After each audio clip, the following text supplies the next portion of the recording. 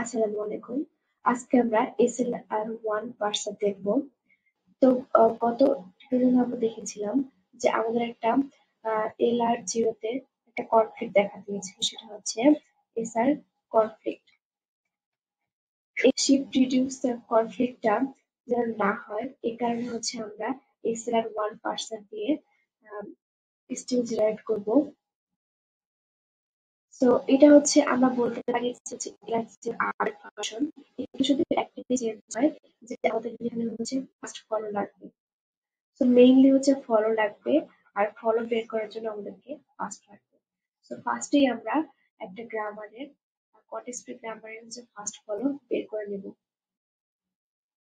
এরপর আমাদের এল আর জিরোর মতোই হচ্ছে সেম ভাবে ক্যানোনিকাল আইটেম বের করে নিতে হবে।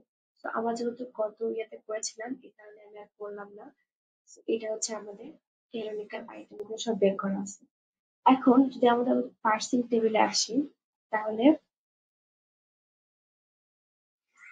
আমার এখানে অ্যাকশন গুলো কি হবে, সব টার্মিনাল গুলো। এখানে হচ্ছে এ, বি প্লাস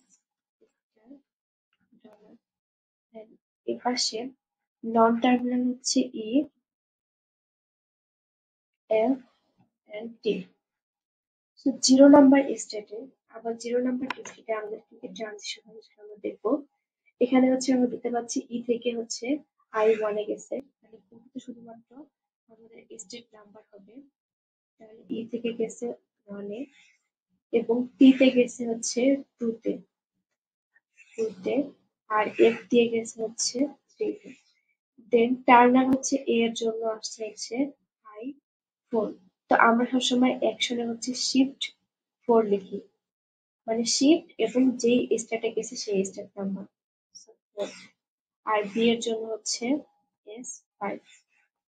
এবার 1 নাম্বার স্টেটে আমরা দেখব যে আমাদের এখানে যে অগমেন্টেড রুলটা ছিল সেটা হচ্ছে কমপ্লিট হয়ে গেছে রিড করা, তার মানে এটা হচ্ছে অ্যাকসেপ্টেড। এরপর প্লাস দিয়ে একটা টার্ম ছিল সেটা হচ্ছে 6, তাহলে হচ্ছে এটা S6।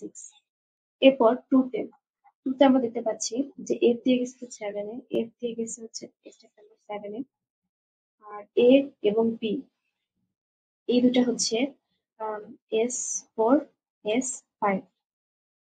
এরপর 3 নাম্বার স্টেপ দেখি যে আমাদের একটা স্টার সিম্বল দিয়ে একটা ট্রানজিশন হয়েছে, সেটা হচ্ছে 8 এ, তাহলে স্টার দিয়ে হচ্ছে S8।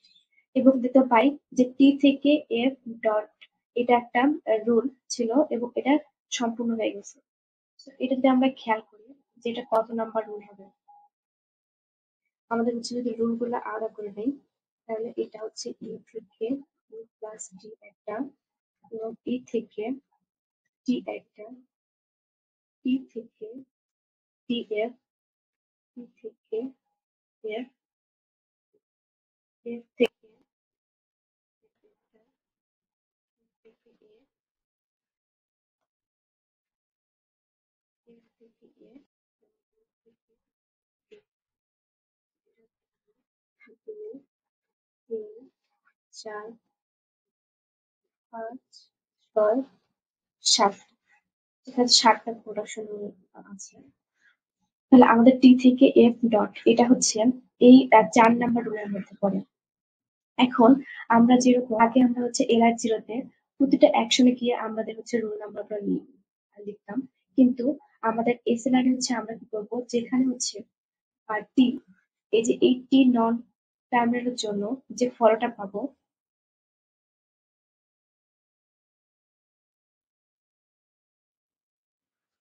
তো টি এর জন্য যে ফলো যেটা হচ্ছে এ বি প্লাস হচ্ছে ডলার, এইগুলাতে হচ্ছে আমরা লিখে দিব R4।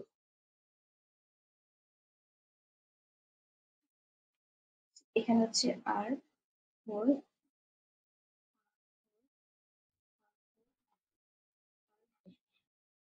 এবার 4 নাম্বার যদি আমরা এসে যাই, তাহলে দেখতে পাবো হচ্ছে এফ থেকে এ ডট। তো এফ থেকে এ ডট এটা একটা ফর্মুলা, এই গ্রামারে আমরা দেখতে পাচ্ছি এটা হচ্ছে 6 নাম্বার। আর এফ হচ্ছে একটা নন টার্মিনাল, যার ফলো তে আমরা পাই হচ্ছে star A B plus dollar সবগুলা। তো আমি এখানে লিখে দিব R6।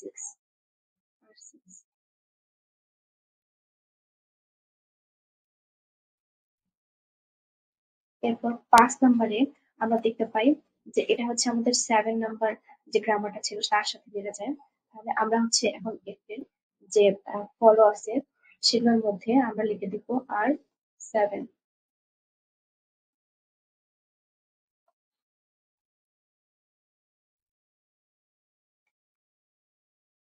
এরপর যদি আসি হচ্ছে 6 নাম্বার, তাহলে 6 নাম্বার আমরা দেখতে পাচ্ছি যে এখানে হচ্ছে এফ থেকে 3 নাম্বারে গেছে, তারপর টি থেকে 9 নাম্বারে গেছে, এখন হচ্ছে এ থেকে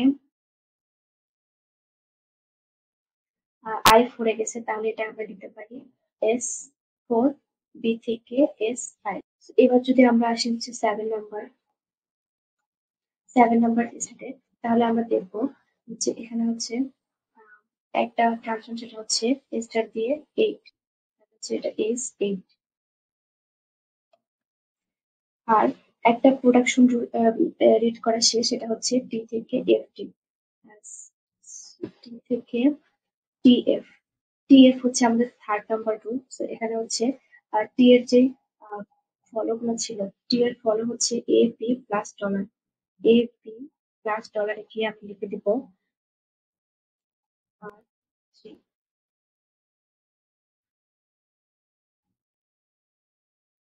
এরপর 8 নাম্বারে দেখবো, 8 নাম্বারে 8 নাম্বার হচ্ছে এফ থেকে এফ স্টার। তো এফ থেকে এফ স্টার এটা হচ্ছে আমাদের 5 নাম্বার যে রুলটা, সেটা হচ্ছে এখানে পড়ে। তাহলে হচ্ছে এফ এর যে ফলো গুলো আছে সেগুলোতে আমরা লিখে দিব আর 5।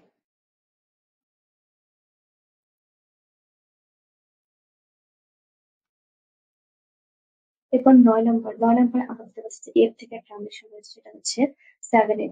তো এফ থেকে 7-এ, এরপর এ এবং বি দিয়ে হচ্ছে S4, বি দিয়ে হচ্ছে S5।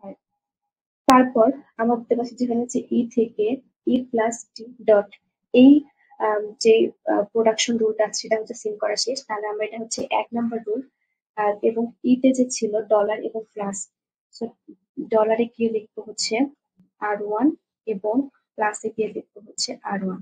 তো এখন আমরা দেখি তাহলে এই টেবিলে কোনো হচ্ছে শিফট রিডাকশন কোনো হচ্ছে কনফ্লিক্ট হয় নাই, যেটা জিরোতে আমরা দেখতে পাই যে একটা হচ্ছে শিফট রিডিউস কনফ্লিক্ট হয়, বাট এখানে হয় না। তো আমাদের এই প্রবলেমটা হচ্ছে আমরা হ্যান্ডেল করতে পারি SLR1 দিয়ে।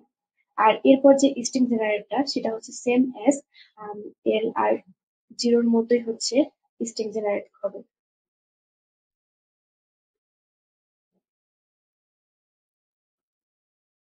Same process.